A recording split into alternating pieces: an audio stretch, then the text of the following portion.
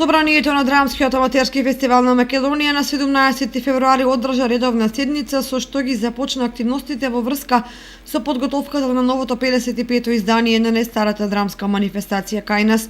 На седницата за нов претседател на Собранието и на управниот одбор на ДАФ на Македонија е избран Дарко Спасов, магистар по драматургија, Пучо Михаилов, графички дизајнер и ликовен уметник, и Александра Димитрова, ликовен уметник, се новите членови на управниот одбор, а во ова тело остануваат да членуваат Лазо Тодоров и Трајчо Ѓоргиев. Јасмина Билаловиќ, актер во Охридскиот театар, ќе го изврши изборот на представите за 55-то издание. Расправајќи за 53-тиот ДАФ, членовите на Собранието констатираа дека е остварен содржински богат фестивал, исполнет со квалитетна драмска понуда и придружни манифестации. Беше нагласена добрата посетеност на представите, посебно од вечерната програма, за што говори бројката на продадени билети. 53-тото издание на ДАФ на Македонија Кочани е реализирано во целост, со што се потрошени 600.061 динар. 2017 година ова здружение на граѓани ја има завршено со позитивен финансиски биланс.